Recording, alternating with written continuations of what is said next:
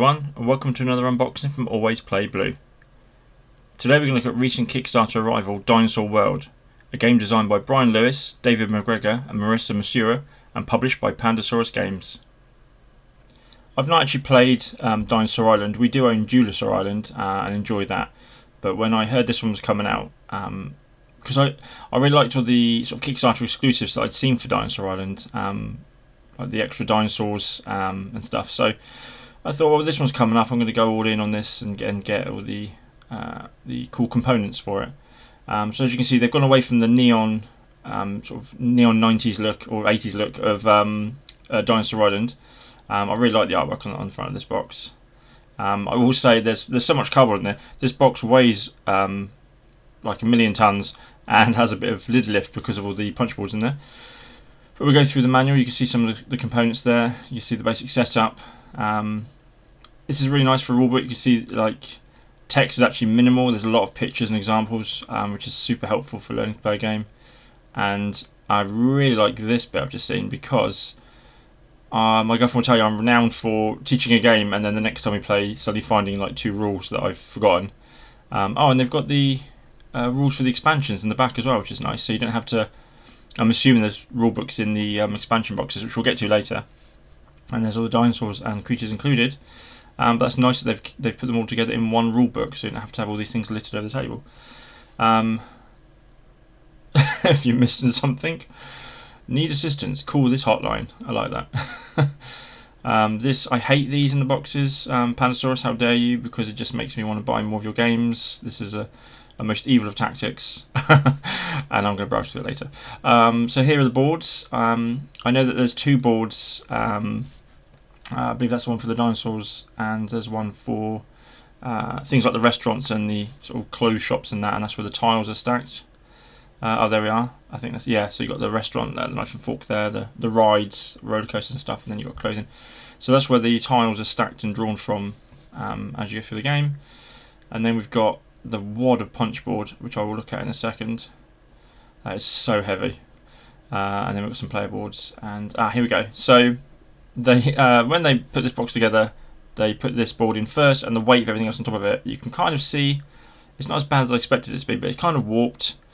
Nothing on the back much there, but they've actually preemptively put replacement boards out for everyone. So that was outside the box within the main sort of packed box, which is nice. They they did that. They actually held some of the deliveries, put a pause on it while that was put together, which must have been a logistical nightmare for them. But it's nice they did that. There's the player boards. You can see mine is the top one there, the blue one.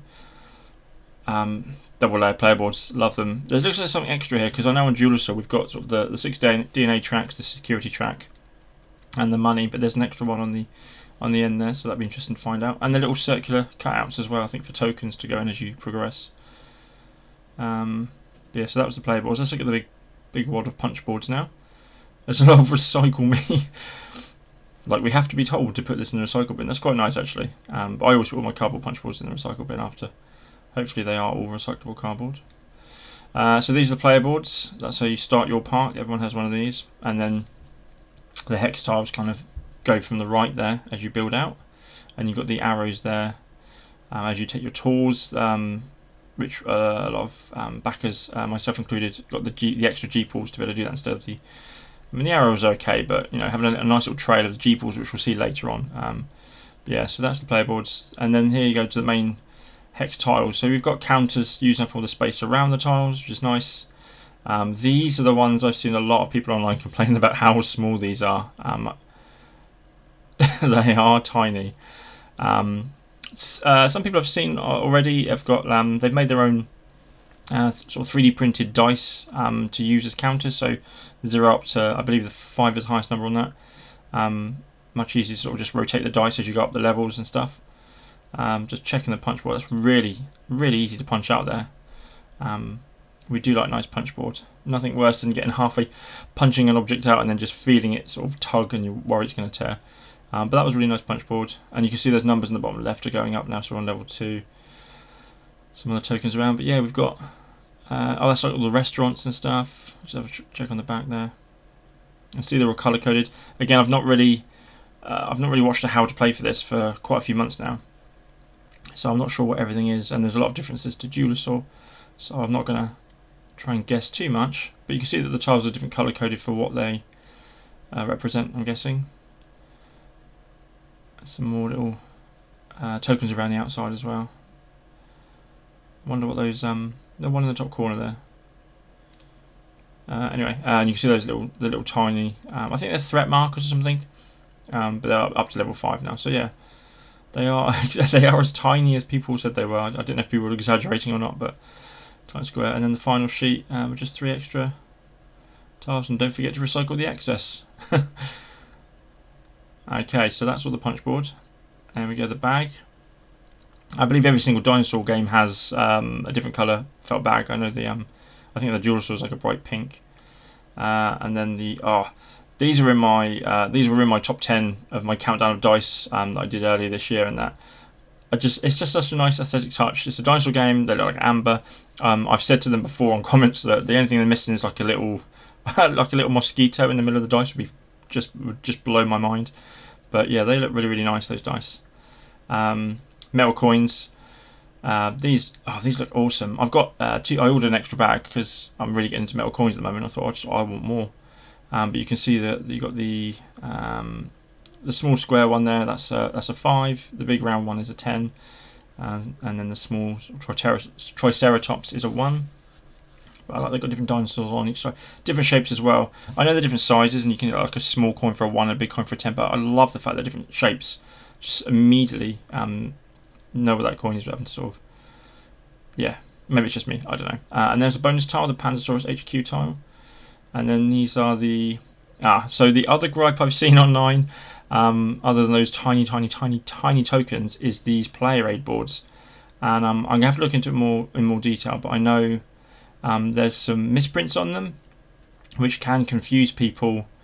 I mean, I suppose as far as I know, the rule book is correct. So if you learn from the rule book, that's fine. But then if you have taught someone in that and then given them that player aid, and it's different to what you've taught them, and they forget that, then they might get confused later on in the game. So I know there's an issue with the misprint there, but there is one on BGG I think you can print out and make your own one. And then you've got these sort of, I think they're danger dice or something, which immediately makes me think of Formula D. But they've got sort of different variations of that sort of skull icon on the sides there. Next up we've got the tiny little Meeples. These are so cute, and I'm going to try and get a blue one, obviously. They are so tiny. I think originally they were all the same, just different colours, but stretch goals changed the shapes. So you can see the yellow one's got like the cowboy hat there, and the green one's got the what I would refer to as the John Hammond cane, which is nice, just have them all looking a little bit different. Now this, that is a first player marker. Surely that is amazing. That's massive. I think again that was cardboard in the base, and then the stretch goals upgraded it to the plastic. And I got the Pandasaurus. Was that not an add-on? Oh, maybe not. Okay, I must have missed an update. That's really cool. We got that as well. And then the Jeeples. There's my blue one there. More incoming. I was talking to Danny yesterday, the sort of customer relations person at Pandasaurus, and just I was under the understanding that the excess were coming separately, but I think they caught that as that issue was happening where people weren't getting their full packs of extra Jeeples. So they're sending up the full packs as and when the factory have got them made. So here are the cards. Quite thin quality, but probably just be able to sleeve these to sort of stiffen them up. So there's some employees you can get there. And then what are these cards? Different backs. Oh, objective cards. Okay. So for filling those, I guess that's by having certain kinds of dinosaurs, certain numbers of like. Yeah, so you can see how thin that card is. It's hard to do on video. But you get, I mean, we just played Radlands earlier that day, and that is some top-notch card quality. So I don't know if just going from that and an hour later holding these was an extreme difference. I don't know, but they are a bit thinner than I've seen from most of my games. So this is the worker database. That's how you recruit your Meeples. You pick a card and then take everything off of that card, and that thing controls what you do that turn. I know that much. Some more objective cards there. You can see if you first, second, third, you get points, I'm guessing. Okay. And so, yeah, you can see I'm putting off. You can see I'm putting off the dinosaurs here till the last. So these are the purple dinosaurs. I can't remember how it works. I'm guessing red is carnivore, green is I forget what they're called, herbivore, that's it, and the purple omnivore maybe. But really nice. This is one of the reasons I wanted the Kickstarter version of this game, because I saw in Dinosaur Island, which we now do own, just haven't played it yet, but you have like one type of dinosaur and all the dinosaur plastics, and that's it. And I just wanted a nice mix. I mean, that's my favourite one there. And then there's the Stegosaurus as well. It's just really nice to have a mix of different dinosaurs as opposed to just the same one printed. And there's the Triceratops from Dinosaur Island. And I believe they're all pink in that. Every single one's pink. Whereas I like the fact they've sort of divided up the different types in here as well. I'm no dinosaur expert, so I'm not even going to try and name these. Unless I'm 100% sure I know. I think that's the T-Rex, that sort of greyish purplish one. Yeah, it's just nice to have a mix of dinosaurs. I think there's 6 from each colour, and then again in the expansions there's 6 different types of creature each. But yeah, so that's the base game, Kickstarter edition of Dinosaur World. I'm very much looking forward to playing that. So now we move on to the expansions. I went for all 3. They look like they're basically the same thing. There's a few extra tiles, extra dinosaurs, extra dice, and then like this one here has an extra set of tokens for a specific mechanic. But let's just delve into this. So we've got the water pack first, so all the water dinosaurs. Get that lid off. Let's see, we've got, okay, so yeah, there is this an instruction manual? Yeah, so it's an instruction manual for the expansion itself, but as we saw that they've also got that included in the back of the main manual, which is nice to have all in one place. And then the extra tiles, so there's 6 different types of creatures, so 1 hex tile per creature that goes into your park, and then underneath there you've got the algae tokies, some kind of mechanic that's utilised there.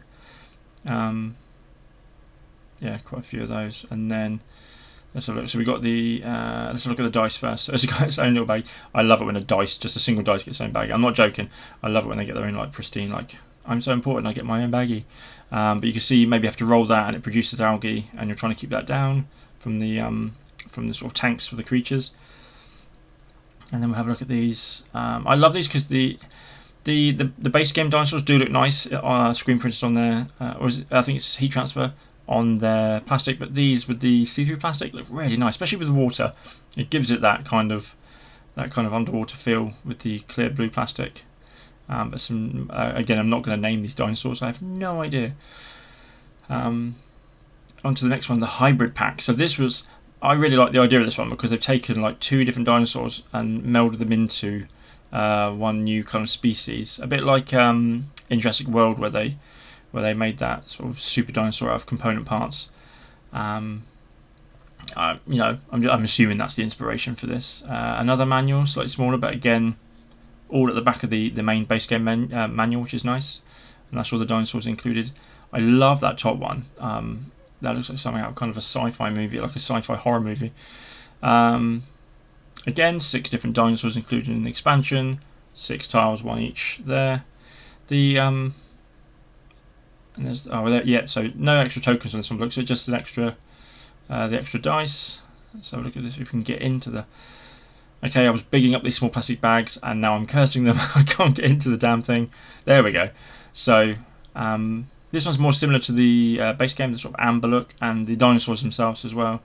So it's a clear plastic, but it's the amber look, sort of associated with the Jurassic Park films. And again, just a really nice job on the heat transfer there, and double-sided as well. I will say that the boxes themselves seem a bit oversized for what comes in them, especially when I punch those hex tiles out. Like the length doesn't need to be that. They could have done them probably smaller and shallower, because that's obviously room on the shelf, and I don't want to have to compact all 3 of these into one box and have to lose 2. That seems a real shame. I don't know if you can put all this into the base game box, or maybe wait for a third-party insert that can do that job. I'll have to keep an eye out. But yeah, once again, manual, back of the manual. More hex tiles. I mean, there's not much differences other than whatever the mechanics are for these ones. But this is an interesting one because it's not dinosaurs, it's Ice Age creatures, so it's mammals. So you have a whole little subsection. And I love that they've gone with the clear plastic on this. Like ice, because they're Ice Age creatures. Lots of icons on this dice. This is the busiest of the expansion dice by the looks of it. And then we'll have a look at the creatures now, the final ones. So yeah, you've got some, and this is, I mean, these are going to stand out in a dinosaur game. You've got, from what I can see there, there's a bear, there's a saber-toothed tiger, and some kind of ice squirrel thing. But yeah, I love the clear plastic on those. They've really chosen the plastics for each expansion as well. But yeah, so that is the 3 expansions for Dinosaur World. 1, 2, and 3. But yeah, looking forward to playing this game. As always, if you enjoyed this video, please like and subscribe. And if you'd like to see more content, head over to Instagram @alwaysplayblue, or check out the website alwaysplayblue.com. Thank you.